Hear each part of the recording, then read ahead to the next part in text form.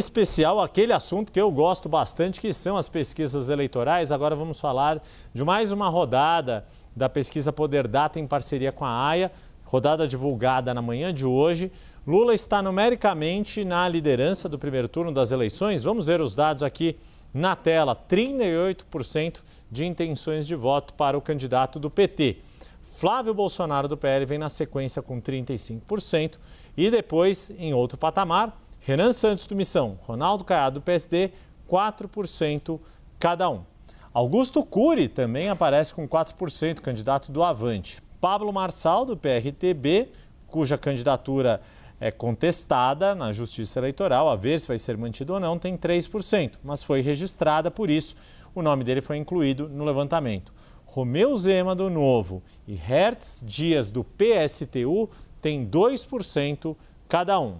A gente segue para mais uma tela. Samara Martins, do Unidade Popular, Edmilson Costa, do PCB, 1% cada. Clariana Barão, do DC, e Rui Costa Pimenta, do PCO, não pontuaram, assim como Wilson Grassi, do Democrata, também não pontuou. Brancos e nulos somam 5%. 2% dos eleitores disseram ao Instituto estarem indecisos. Débora. Agora a gente vai para aquele cenário de segundo turno. A gente começa com Lula e Flávio.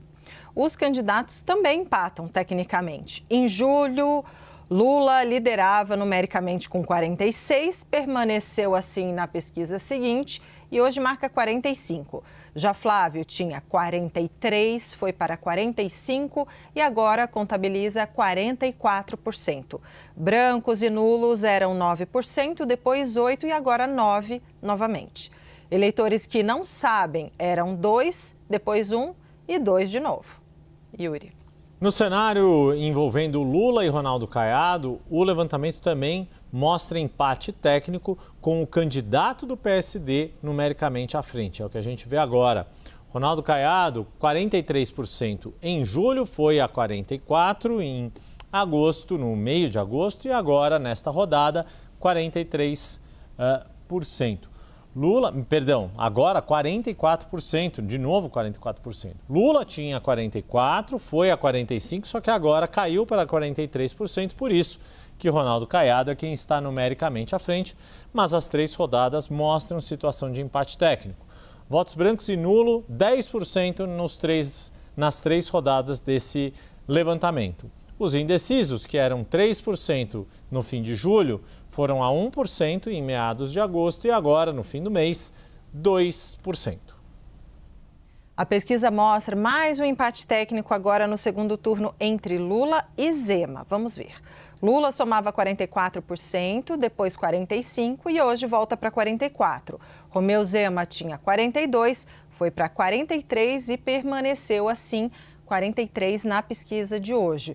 Votos brancos e nulos são 10% nas últimas 3 pesquisas. Os que não sabem eram 3%, 1% e depois 2%.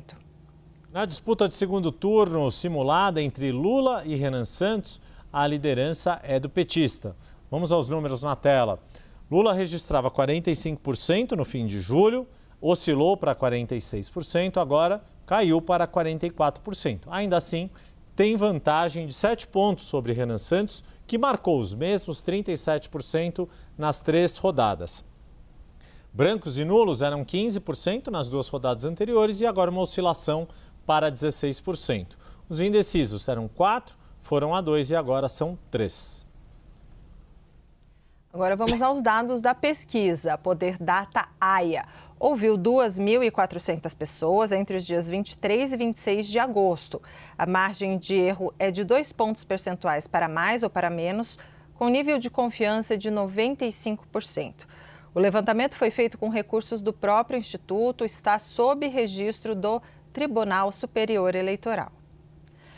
E a gente segue, Yuri, falando sobre eleições, agora com foco no horário eleitoral gratuito que começa amanhã. Esse tipo de propaganda, eu lembro, no começo dos anos 90, teve muito peso para os candidatos, com jingles, bordões que marcaram época e que são lembrados até hoje. Mas e na era das redes sociais, hein? Será que rádio e TV ajudam mesmo a definir a eleição? Vamos ver na reportagem da editora do CNN 360, Bárbara Brambila. Jingles históricos,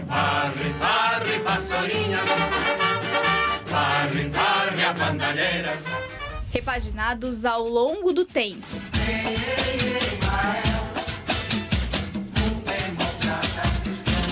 E pensados para grudar na memória.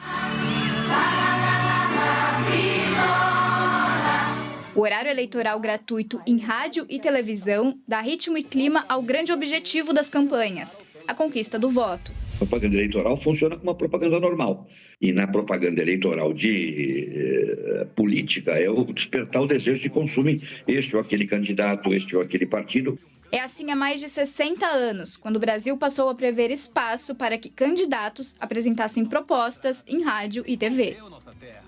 De lá para cá, o horário eleitoral gratuito viveu ápices, como a primeira eleição presidencial direta após ditadura, em 1989.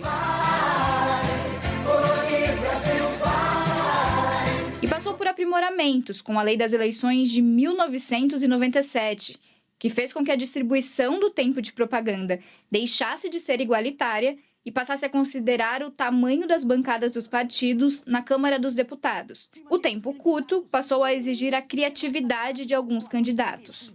Meu nome é Enéas. Jingles e bordões chegam ao horário eleitoral gratuito com novos desafios neste ano. Eles disputam espaço com uma propaganda cada vez mais acelerada nas redes sociais. E essa disputa com a internet faz surgir uma dúvida. Rádio e televisão ainda ajudam a definir eleição? Me informo mais pelos meios digitais. A única exceção é que eu gosto muito de escutar rádio, principalmente quando eu estou dirigindo. Pela rádio e TV eu vejo mais debate, só os debates. Pelas redes sociais eu vejo mais o restante da campanha. Uma pesquisa Data Senado confirma a tendência. Mais da metade da população diz se informar pelos meios digitais. Mas para esse especialista, as redes sociais enfrentam uma crise de credibilidade. O que tirou um pouco a credibilidade da rede social é exatamente o fato de que agora todo momento tem uma fake news, tem isso, tem aquilo, e deu maior credibilidade para meios que até então estavam, vamos dizer assim, sendo ultrapassados. O Brasil não tem hoje um dado oficial que indique quantos eleitores aptos a votar nestas eleições ainda não têm acesso à internet. Mas um levantamento do IBGE aponta que entre brasileiros a partir de 18 anos, mais de 15 milhões vivem sem conexão por motivos que vão de falta de dinheiro até dificuldade para lidar com tecnologia. Uma multidão que vai precisar de outros meios para decidir o voto. Alguns candidatos têm maior like, maior engajamento, maior não sei o quê.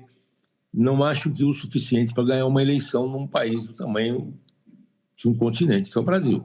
Para isso tem que ser meios que alcancem toda a população. E ainda acho que rádio e televisão são esses meios.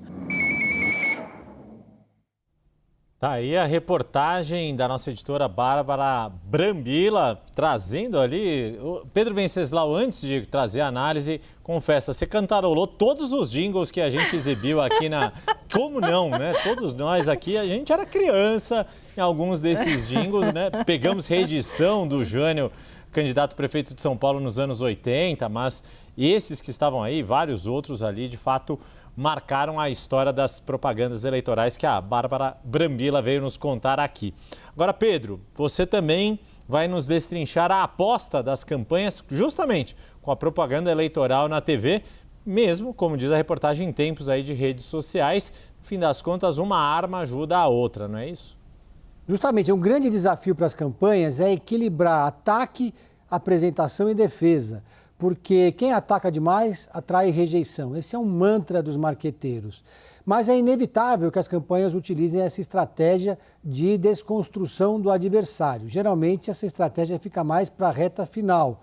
Mas como eu já trouxe aqui anteriormente, no caso da campanha do presidente Lula, eles vão ter que antecipar, sobretudo usando o caso Dark Horse. A gente viu aí o marqueteiro Nelson Biondi, conversei com ele algumas vezes, ele é um ícone do marketing eleitoral. Ele mesmo diz isso, que as campanhas têm que calibrar bem essa estratégia?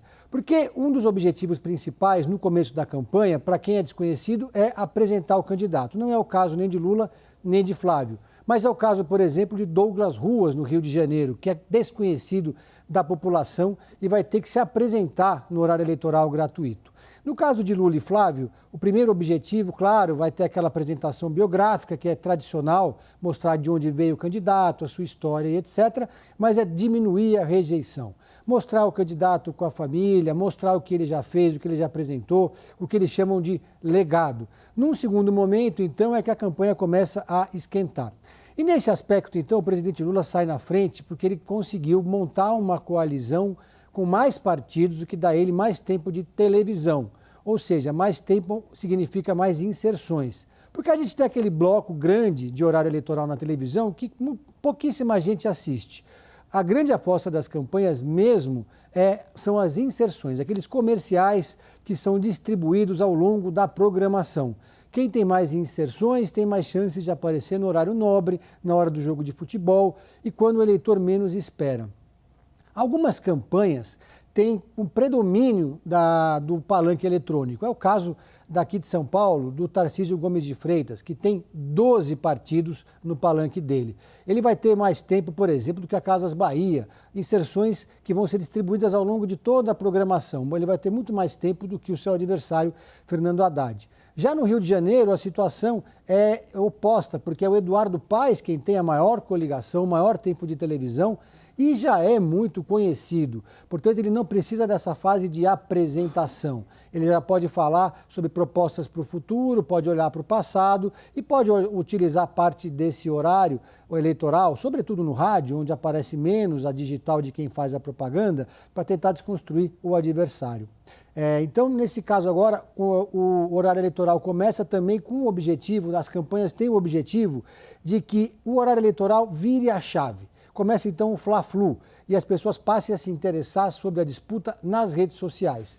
Porque todas as campanhas dizem que até agora o eleitor ainda não está interessado, não chegou na mesa do bar a disputa eleitoral. Acabou a Copa do Mundo, começou-se a falar mais sobre eleição, mas não a ponto de despertar aquele sentimento do eleitorado de que esse é o tema que precisa ser discutido e merece a atenção dos eleitores. Quando a campanha começa, então, de fato, tanto na campanha do Flávio quanto na campanha de Lula, eles convergem numa mesma avaliação. Quando começar o Fla-Flu, isso deve diluir a questão dos impactos negativos dos casos respectivos do Dark Horse e do caso Lulinha, porque aí vai sedimentar, ou melhor, vai, como diz o Felipe Nunes, calcificar ainda mais esse eleitorado anti e a favor os dois candidatos que são favoritos. Está falando aqui, né, parece que o assunto eleição, como você disse, parece que no almoço de domingo ainda não pegou, não sei se agora com as sabatinas, né, começando, mas faltam menos de 40 dias, né, para a eleição, 1 mês e pouquinho, falta muito pouco. E é isso, né? Vai trazendo aquele clima. E mais uma coisa, né, Pedro? O horário eleitoral que passa na TV, depois os candidatos também jogam nas redes sociais, né? Vão replicando também. Obrigada por enquanto, Pedro.